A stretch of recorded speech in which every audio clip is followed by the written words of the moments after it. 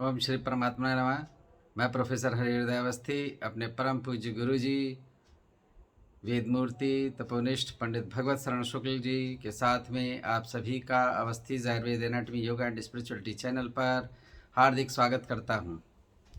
हम लोग गीता के 8वें अध्याय में हैं और अंतिम 2 श्लोक 27वें और 28वें पर चर्चा आज है।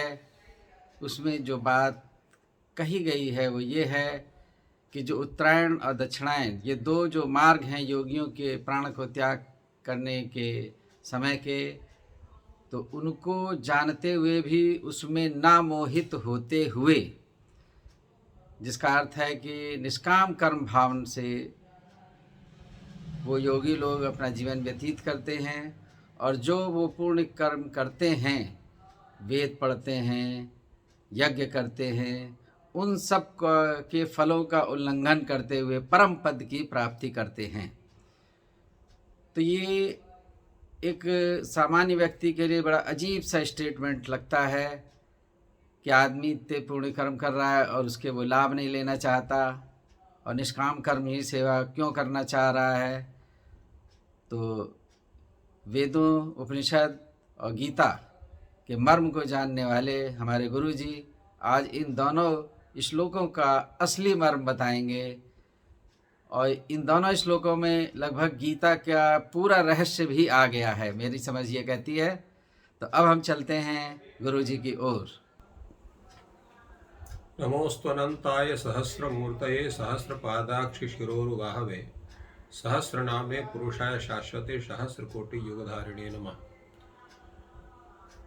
कृष्णाय वासुदेवाय हरये परमात्मने प्रणतक्लेशनाशाय गोविंदाय नमो नमः। इस चैनल से संबद्ध सभी विद्वद्गण, सभी जिज्ञासु छात्र वृंद, सहृदय सज्जनगण एवं इस चैनल के संस्थापक आचार्य हरिहृदय अवस्थी जी,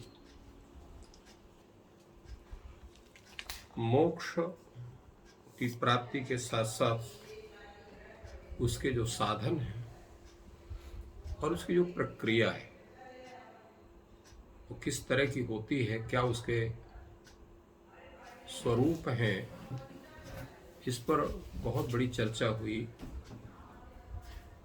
और उसके साथ साथ ये भी बताया गया कि कौन योगी किस रूप में रह करके वो मुक्ति को प्राप्त कर लेता है और कौन सी मुक्ति को प्राप्त करता है। और उसके साथ साथ ही इस पर चर्चा हुई कि कौन सा योगी मृत्यु को प्राप्त करने के बाद भी वो स्वर्ग आदि लोक को प्राप्त करके और पुनः जन्म धारण करता है, अर्थात जन्म मरण बंधन से मुक्त नहीं होता है। इसकी विशद चर्चा हुई। और उसके बाद आज जो चर्चा होनी है, तो भगवान सबको प्रेरणा देते हुए कहना चाहते हैं, नैते श्रुति पार्थो जानन योगी मुह्यति कश्चनो तस्मात् सर्वेषु कालेषु योगयुक्तो भव अर्जुन। तात्पर्य है कि इस मुक्ति के मार्ग को जो पूर्ण रूप से जानता है वही व्यक्ति इस मार्ग से चल सकता है और उस मार्ग को जानने के बाद व्यक्ति उचित मार्ग का स्वयं आचरण करता है। जैसे यहां पर 2 मार्ग बतलाए गए। एक मार्ग वो है जो पूर्ण रूप से योग में सिद्ध हो गया है और योग में सिद्ध हो करके उसके उत्तरायण में और उसमें भी शुक्ल पक्ष में उसके प्राण त्याग होते हैं। और जो जिसका योग पूरा नहीं हुआ है, योग साधना चल रही है और कर्म फल के प्रभाव से उसकी आयु पूर्ण होती है, शरीर त्याग होता है, दक्षिणायन में उसका शरीर त्याग होता है, तो वो सूर्यलोक की अपेक्षा चंद्रलोक के माध्यम से वो पितृलोक या पितृलोक समीपवर्ती लोगों को प्राप्त करके स्वर्ग आदि भोगों का भोग करके और पुनः मृत्युलोक को प्राप्त होता है। इसलिए गीता में इसका पहले उल्लेख भी है कि क्षीणे पुण्य मर्त्य लोकम विशंति इस रूप में चर्चा आई हुई है। भगवान कहते हैं कि जो व्यक्ति, जो प्राणी या योगी इन दोनों मार्गों के तत्व को जानता है कि दक्षिणायन में प्राण त्याग करने का फल क्या है और क्या उसकी प्रक्रिया होती है, या उत्तरायण में प्राण त्याग करने का क्या फल है और उसकी क्या प्रक्रिया होती है। एक जो है सूर्यलोक का भेदन करके और उस परमात्मा तत्व को प्राप्त करता है, और दूसरा चंद्रलोक का भेदन करके वो पितरादि लोकों को प्राप्त करता है। ब्रह्म जो परमात्मा तत्व या परमात्मा के लोक को प्राप्त करने वाले के भी 2 स्वरूप हैं, जिसकी चर्चा हुई थी, क्योंकि मुक्ति के भी 4 स्वरूप हैं, सारूप्य, सालोक्य, सामीप्य और कैवल्य। सगुणोपासक को सारूप्य, सालोक्य और सामीप्य इन मुक्तियां प्राप्त होती हैं, किंतु जो निर्गुणोपासक है उसको कैवल्य की प्राप्ति होती है और शीघ्र वो लीन हो जाता है। आपने रामायण में पढ़ा हुआ, कई मुनि हैं, ऋषि हैं, उनका तेज जो है भगवान में समा गया है, जिस समय उनका प्राणात्मा वियोग होता है।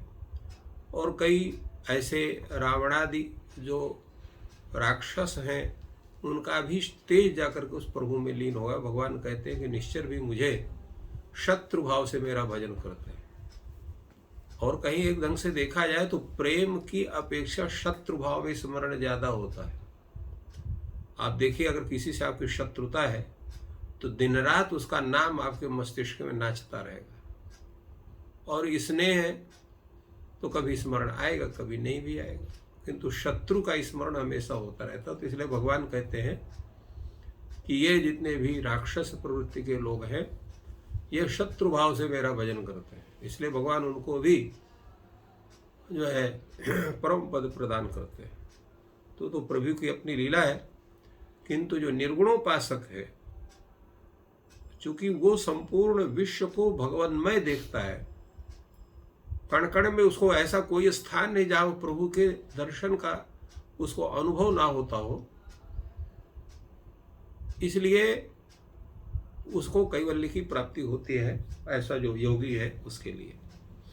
तो जो व्यक्ति परम योगी के लिए जो मार्ग बतलाया गया है सूर्यलोक का भेदन करके और उस परमात्मा तत्व के प्राप्ति के हेतु, और जो एक स्वर्गादि लोक की प्राप्ति चंद्रलोक का भेदन करके ऊपर जाने की जो बात आई है दक्षिणायन में प्राण त्यागने वालों का, उसका जो प्रक्रिया है, जिसकी प्रक्रिया की चर्चा हम लोगों ने किया, उस पूरी प्रक्रिया को जो योगी जान लेता है तो वो दृढ़ निश्चय कर लेता है कि हमको किस मार्ग से जाना है, क्या करना है, और सोच लेता है अगर मेरा योग पूरा हो जाता है तो मुझे सूर्य मार्ग से जाना है और उत्तरायण में प्राण त्यागना है इत्यादि।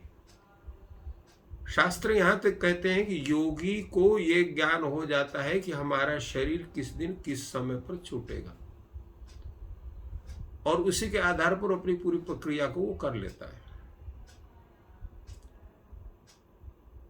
परंतु कर्म की अपेक्षा व्यवस्था होती है। जैसे हमने बताया कि आपकी आयु सबकी एक निश्चित है, अपने कर्म के अनुसार उतने ही दिन जीना है, उससे अधिक 1 सेकंड भी नहीं हो सकता है, न कम हो सकता है। ये अवश्य होता है।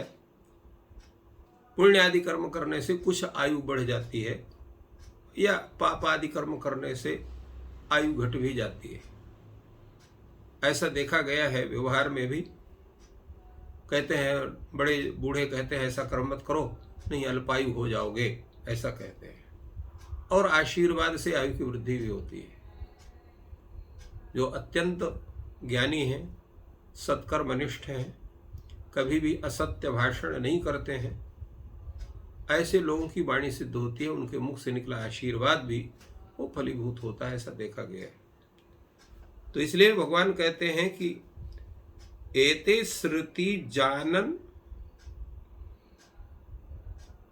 योगी न कश्चन योगी मुह्यति। श्रुति माने दोनों मार्ग, श्रियते आश्रियते गम्यते यत् तत्श्रुति ही मार्ग। तो मार्ग, इसलिए श्रुति, ये दोनों मार्ग, दक्षिणायन का मार्ग और उत्तरायण का मार्ग, उनकी जो प्रक्रिया है, जो उनके स्वरूप है, उनको जो अच्छी तरह से जानता है कि इसका ये स्वरूप होता है, ये स्वरूप होता है, तो ऐसा योगी न मुह्यति, वो मोह को प्राप्त नहीं होता है, अर्थात सजग रहता है। सांसारिक और जितने भी क्रोध लोभ मोह मद मत्सर इत्यादि जितने भी षट विकार हैं उनसे युक्त नहीं होता है। तो ऐसे व्यक्ति को क्या करना चाहिए कि उसकी बुद्धि जो है, उसकी जो है योग युक्त होना चाहिए। योग का है समत्वम योग उच्यते, सर्वत्र प्रभुमय दृष्टि होना योग है, वो योग आपको करना पड़ेगा। इसलिए इसमें कहा गया तस्मात् सर्वेषु कालेषु योग युक्तो भव अर्जुन। अर्जुन के लिए कहते हैं कि हे अर्जुन, सर्वेषु कालेषु, सभी समय, अर्थात एक सेकंड का भी कहीं इधर उधर आपको समय नहीं देना है। हवि सर्वत्र समय, सभी समय पर योग साधन युक्त होना है। सर्वेषु कालेषु योग युक्त होना। योग क्या है? समत्वम योग उच्यते, समत्व को समबुद्धि होना, अर्थात प्रत्येक वस्तु में, प्रत्येक प्राणी में भगवत बुद्धि होना ही समबुद्धि का स्वरूप है। तो इसलिए यहां पर इन शब्दों का प्रयोग किया। अब यहां पर योगी शब्द जो विशेषण आया है, तो कौन सा योगी मोह को प्राप्त नहीं होता है, इन मार्गों को जानने वाला, ये एक विशिष्ट योगी शब्द का कथन है। इसके विषय में हमको गीता के प्रारंभ से लेकर के और पूरी प्रक्रिया का ज्ञान करना होगा। गीता में कर्मयोग, ध्यान योग, भक्ति और ज्ञान योग, इनकी चर्चा है। तो कर्म योग आपका है, आपके अंदर योग साधना की योग्यता उत्पन्न करता है, कर्म योग। ध्यान योग आपके इंद्रियों में और मन में जो है वो आपका जो है नियंत्रण पूरा करता है, अर्थात जितेंद्रियत्व बनता है। भक्ति योग उस परमात्म तत्व में पूर्ण समर्पण के स्वरूप को उत्पन्न करता है, और ज्ञान योग तत्वतः उस परमात्म तत्व का ज्ञान कराता है। तो ये इन सभी योगों की साधना करने वाला व्यक्ति ही योगी होता है, और उसके अनुसार चेष्टा करने वाला जो सभी साधक योगी हो सकते हैं। अब इसमें दोनों स्वरूप है, किसी को योग पूर्ण सिद्ध हो गया है, किसी को नहीं, उसी के अनुसार स्थिति है। तो इन स्वरूप को जानने वाला व्यक्ति जो है वो कभी भी मोह को प्राप्त नहीं होता है, क्योंकि मार्ग तत्व को जान करके उसी रूप में अपने को अग्र जो है आगे बढ़ाता है, उसको चलाता है। और जो नहीं जानता है वो भटक जाता है मार्ग से। तो ये भगवान का इस श्लोक में कथन है, और इसलिए भगवान कहते हैं कि इन मार्ग को जानने के बाद व्यक्ति को पूर्ण रूप से परमात्मा तत्व में समर्पित होकर के और उनकी आराधना करना चाहिए, उनके ऊपर पूर्ण विश्वास रखना चाहिए, ये भगवान ने कहा। दूसरा जो श्लोक है, वेदेषु यज्ञेषु तपस्सु चैव दानेषु यत् पुण्य फलम प्रतिष्ठम अत्येति तत्सर्वमिदं विदित्वा योगी परम स्थान उपैति चाद्यम। ये बड़ा सुंदर भाव है इस श्लोक का। संपूर्ण जितनी भी प्रक्रियाएं हैं, चाहे वो संसार की हो, चाहे उपासना की हो, चाहे धर्मशास्त्र की हो, उन सभी उपासनाओं का जो स्वरूप है वो वेदों में कहा गया है। वेद को साक्षात ज्ञान राशि कहा जाता है और उसको भी ब्रह्म स्वरूप कहा जाता है। तो वेदों में के स्वाध्याय से, वेद शब्द यहाँ केवल वेद के साथ साथ अंगों का भी बोधक है, माने षडंग वेद, वेद का षडंग भी और सांगोपांग अध्ययन होता है। अंग उसके हैं, आपके 6 अंग हैं, छंद है, कल्प है, शिक्षा है, ज्योतिष है, व्याकरण शास्त्र है, निरुक्त है, ये उसके ये 6 अंग हैं। और सांख्य योग न्याय, वैशेषिक, पूर्व मीमांसा, उत्तर मीमांसा, ये उसको उपांग है। इसलिए सांगोपांग वेदाध्ययन करने से व्यक्ति का जो मस्तिष्क है, उसका जो ज्ञान है, वो अत्यंत निर्मल हो जाता है। शास्त्राध्ययन से निर्मल बुद्धि होती है। निर्मल बुद्धि का मतलब ये होता है कि कहीं भी जो है संदेश, असंदिग्ध बुद्धि का स्वरूप बनता है। वो परमात्मा तत्व में पूर्ण विश्वास होता है और जगत की प्रत्येक प्रक्रिया का ज्ञान होता है। इसलिए ज्ञान शब्द का जो व्याख्या होती है, तो वो परमात्मा तत्व के ज्ञान को ही ज्ञान कहा जाता है और तद्भिन्न केवल विद्या है। इसलिए जितनी भी शास्त्र विद्याएं हैं, अन्य जो शास्त्र विद्याएं हैं या जो अन्य कला हैं, आज की जो स्थिति है प्रायः कला पर सबका ध्यान है, विद्या पर नहीं है। विद्या का जो स्वरूप है वो भिन्न है। आज कला है, कोई चिकित्सा कला है, तो कोई इंजीनियरिंग कला है, तो कोई प्रशासन कला है, ये सब कलाएं हैं। ज्ञान का जो स्वरूप है वो भिन्न है। जो परमात्मा तत्व को और जगत के स्वरूप के यथार्थता का बोध कराए, वही ज्ञान है और वही विद्या का एक स्वरूप कह सकते हैं उसको। इसलिए यहाँ ज्ञान योग की इसकी चर्चा की। इसलिए भगवान ने भी कहा, नहीं ज्ञान सदस्य में पवित्रम ही विद्यते, ज्ञान से के अतिरिक्त और कोई दूसरा व्यक्ति पवित्र नहीं है। तो वेदेषु यज्ञेषु, यज्ञ क्या है? यज्ञ के अनेक स्वरूप हैं जिनकी चर्चा पहले आई हुई है और आगे भी आएगी। तो यज्ञ से अनेक प्रकार के जो अनुष्ठान है, देव आराधन है, वो यज्ञ शब्द से। और तपः, तपः व्रत है, जितेंद्रियता है और किसी दूसरे का परोपकार आदि करने की जो प्रवृत्ति है, प्रत्येक प्राणी में भगवत दर्शन करते हुए उनकी सेवा का स्वरूप प्राप्त करना, वो तपस्या है। और दानेश, दान करना, दान करने की भी, दान करना भी एक प्रकार का विज्ञान है। किसको दान करना चाहिए? दान करने के लिए एक छोटा सा एक उपाय निवेदन कर रहा हूं, और वे है कि आपके द्वारा प्राप्त धन का जितना सदुपयोग होगा उतना ही पुण्य आपको होगा, और जितना दुरुपयोग होगा उतना ही पुण्य अल्प होगा। तो इसलिए हमारे यहाँ दान देने के लिए पात्र की जो खोज की जाती है कि सुपात्राय दानम दातव्यम, सुपात्र को दान देना चाहिए। सुपात्र का मतलब क्या हुआ कि हमारे द्वारा प्राप्त द्रव्य का अधिकाधिक सदुपयोग करें। सदुपयोग क्या होता है? सदुपयोग है कि सर्वप्रथम तो प्रत्येक व्यक्ति का है, उसकी उदर पूर्ति होनी चाहिए, उसको वस्त्रादि मिलना चाहिए, उसका उपयोग करें, और दूसरा उसको भगवद आराधन में लगाए। इसलिए लोग क्या करते हैं, विद्वानों को देते हैं, ब्राह्मणों को देते हैं, और विशेष रूप से दीन दुखी लोग हैं जिनके पास भोजनादि वस्त्रादि नहीं, उनको देते हैं, और फिर उनको जो यागादि कर्म करने वाले विद्वान हैं उनको देते हैं। उसे आपके द्वारा प्राप्त धन को यागादि में लगाते हैं। तो इसलिए दानेषु यत् पुण्य फलम प्रतिष्ठम, शास्त्रों में जो पुण्य फल कहा गया है, वेद में पढ़ने से, जो वेदांग पढ़ने से, उपांग पढ़ने से, यज्ञादि करने से, तपश्चर्या करने से, दान करने से जो पुण्य फल किया गया है, जो योगी है उस पुण्य फल की अपेक्षा नहीं करना है। इसलिए कहा कि यत् पुण्य फलम प्रतिष्ठम तत्सर्वम अत्येति, उसको उल्लंघित करता है, अर्थात उसको नहीं चाहता है। क्यों नहीं चाहता है योगी?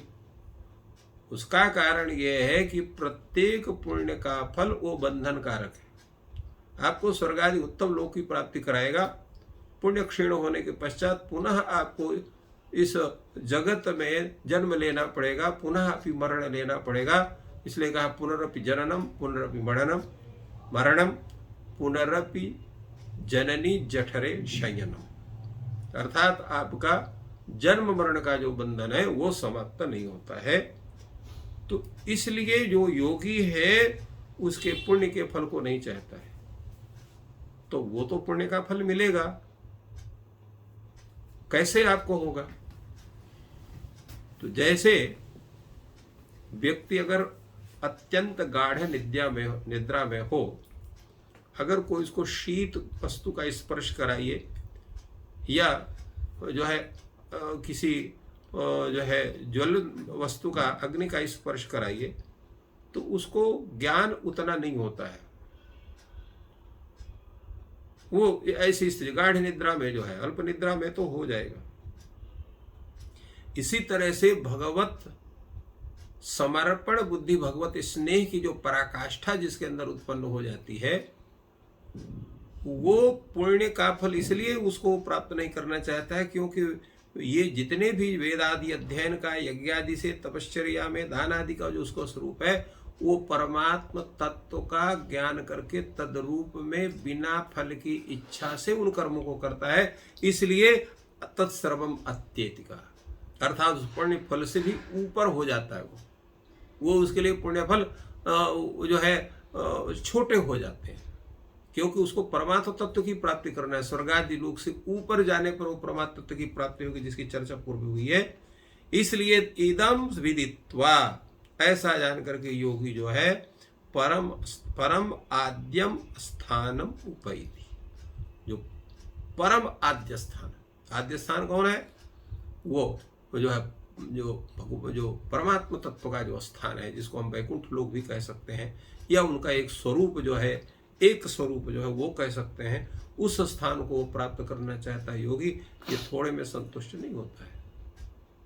तो इस कारण से भगवान ने इस श्लोक में, इसका नाम जो ये अध्याय है अक्षर ब्रह्म योग, तो उस अक्षर ब्रह्म योग की प्राप्ति में योगी की स्थिति को ही सर्वोत्तम बतलाया, और बतलाया कि ये जो मार्ग बतलाए गए हैं, इनको अगर अच्छी तरह से कोई जान लेता है, वो परमात्म तत्व में जब अतिशय विश्वास होता है, तो उस परमात्म तत्व को प्राप्त करने वाला व्यक्ति यागादि कर्म करते हुए, वेद पढ़ते हुए, दान करते हुए, तपश्चर्या करते हुए भी उस परमात्मा में लीन होने के कारण तज्जनित जो जन्य जो पुण्य है, उसके फल उसकी आकांक्षा होती ही नहीं है, उनसे वो ऊपर उठ जाता है। और इनको केवल भगवद आज्ञा मान करके ही किया जाता है। प्रश्न ये होता है कि जब उसकी हमको आवश्यकता नहीं है उसके पुण्य की, तो इन कर्म को हम क्यों करें? तो भगवद आज्ञा मान करके उन कर्म को करना है। वेदादि का भी अध्ययन करना है, शास्त्र का अध्ययन करना है, तपस्या भी करना है, याग आदि कर्म भी करना है, सब करना है, किंतु उनका पुण्य फल प्राप्त नहीं करना। क्यों नहीं करना है? क्योंकि भगवद आज्ञा है कि इन कर्म को करना चाहिए, और भगवद आज्ञा यह है कि पूर्ण समर्पण पर उस परमात्मा तत्व के प्रति होना चाहिए। तो वही है ये सब लोगों से जो सुख का जो है, इसलिए भगवान को सुख सागर भी कहा जाता है। तो उस परमात्मा तत्व के प्राप्त करने पर फिर कुछ भी प्राप्त नहीं रह जाता है, अप्राप्त नहीं रह जाता है। तो यस्य ज्ञानेन सर्वं विज्ञातम भवति, जिसका ज्ञान करने संपूर्ण हर वस्तु का ज्ञात होता है, जिसके प्राप्त करने से सब कुछ प्राप्त हो जाता है, वो परमात्मा तत्व है। इसलिए सामान्य स्थितियों में किसी को भी, उस साधक को, योगी को, इन पुण्यादि फल के प्राप्ति के प्रति उसकी आकांक्षा नहीं रहती है। इसलिए तत्सर्वम अत्येति, उसको पार करके, उल्लंघन करके, अर्थात उसको उसके प्रति किसी भी प्रकार की प्राप्त्याशा न लेकर के, और उस परमात्मा तत्व की प्राप्ति के ही प्रति उसकी आशाबद्धता होती है, और उसको भगवान के उस स्वरूप को प्राप्त करता है। तो इस तरह से भगवान ने इस अक्षर ब्रह्म योग नामक 8वें अध्याय में पूर्ण स्वरूप का, मुक्ति प्राप्त करने के साधन का, और एक जीवन मुक्त के क्या लक्षण होते, क्या स्वरूप होते, उनकी पूरी चर्चा भगवान ने की। किंतु यहाँ पर अंतिम श्लोक का जो अर्थ बन रहा है, उस पर सामान्य व्यक्तियों की तरफ से मैं एक प्रश्न पूछ रहा हूँ कि उसमें ये बात आ रही है कि जो वेदों का अध्ययन है, जो यज्ञ है, जो तप है, कि उनका भी उल्लंघन कर जाता, मतलब ये करने नहीं चाहिए। एक संदेश, मतलब सामान्य सा संदेश ही हो रहा है कि इनको छोड़ करके दूसरी बात करो, या इनको ना करो। एक मतलब एक ही शब्द के अनर्थ भी निकलता है। तो ऐसा है, या इन सब को करते हुए उसे ईश्वर को समर्पित करते हुए निष्काम भाव से, समबुद्धि होते हुए और स्थिति प्रज्ञ होते हुए करना है। तो इसको थोड़ा सा स्पष्ट कर दें क्योंकि यहाँ पर जैसे जो निष्काम कर्म है, तो या कर्म की जो योग की बात जब करते हैं तो कुछ लोग समझते हैं कि कुछ कर्म ना करें और बस उसी से जो है हम तो सब कुछ है। तो इस स्थिति को थोड़ा सा आप और स्पष्ट कर दें तो देखिए, अति उत्तम गीता होगा। का उल्लेख है कि जितने भी सत्कर्म है इनका त्याग नहीं होता है। सत्कर्म से भगवान की प्रसन्नता बनती है। यहाँ पर उल्लंघन करने का ये अर्थ नहीं है कि इनको छोड़ के आगे बढ़ना है। तो यत् पुण्य फलम प्रदिष्टम तत्सर्वम अत्येति, अर्थात पुण्य के फल को वो नहीं चाहता है। क्यों नहीं चाहता है? कि जैसे आपको कोई 1 करोड़ रुपए दिया, परंतु एक व्यक्ति है आपको जो है वो खरबों रुपए देने के लिए तैयार बैठा हुआ है, तो आप 1 करोड़ रुपए लेंगे कि खरबों रुपए लेंगे? क्या चाहिए आपको? या कोई आपको एक झोपड़ी दे रहा है और कोई जो है विशाल 2-4 एकड़ में बने हुए एक पूरे महल को दे रहा है, किला को दे रहा है, तो क्या लेना चाहेंगे? तो तात्पर्य है कि जो परमात्म तत्व का जो स्वरूप है, उनकी जो प्राप्ति है, या वो वैकुंठ आदि लोक का जो स्वरूप है और एक स्वर्ग आदि लोक का जो स्वरूप है, तो स्वर्ग आदि लोक का जो स्वरूप है वहां से आपको भागना पड़ेगा, आपका टाइम पूरा होगा। परंतु अगर आप वैकुंठ आदि लोक को प्राप्त हो गए तो वो जो सुख और आनंद है वो आपको पूरा कल्प पर्यंत प्राप्त होता रहेगा। तो इस कारण से भगवान ने कहा कि तत्सर्वम अत्येति। अब ये प्रश्न है कि जब उल्लंघन ही करना है तो उनको किया ही क्यों जाए? तो जब तक मृत्यु लोक में है तो नहीं कश्चित् क्षणमपि जातु तिष्ठति अकर्मकृत, एक क्षण भी बिना कर्म किए आप नहीं रह सकते हैं। तो कोई ना कोई कर्म आपको तो करना पड़ेगा। कर्म करने के लिए जब कर्म ही करना है तो फिर जो सत्कर्म है उनकी आराधना करना है। परंतु कैसे करना है? निष्काम भाव से करना है। तो सत्कर्म करते हुए उनको भगवान श्रीमन्नारायण को अर्पण करते हुए फलाकांक्षा रहित हो कई कर्मयोग का तो तात्पर्य यही है कि अफलाकांक्षा युक्ता, फल की आकांक्षा से रहित हो करके व्यक्ति को जो है वेदाध्ययन है, यागादि कर्म है, तपश्चर्या है, दान है, इनको सबको करना चाहिए। और उनके पुण्य फल जो कहे गए हैं शास्त्र में, ये करने से ये पुण्य होता है, ये करने से ये पुण्य होता है, उनके विषय में आपको ध्यान देने की आवश्यकता नहीं है।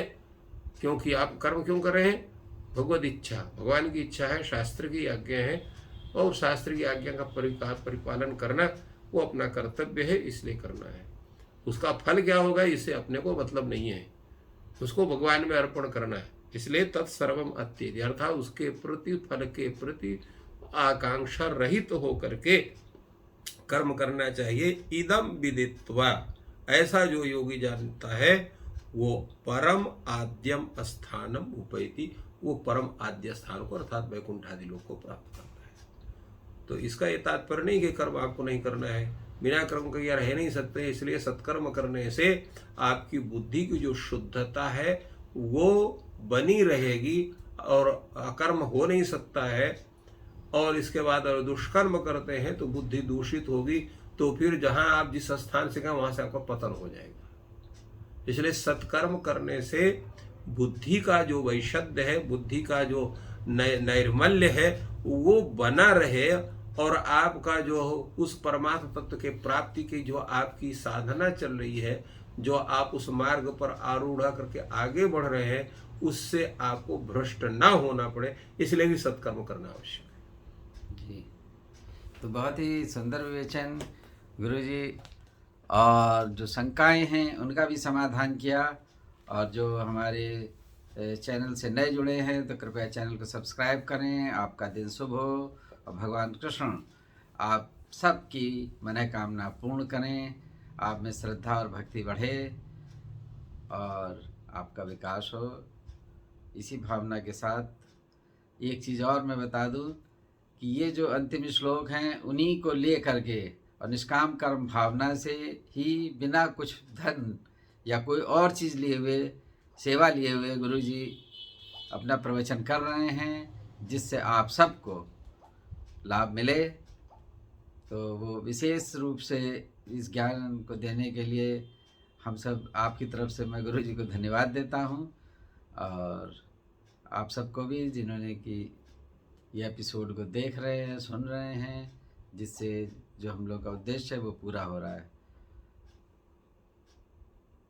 Thank you.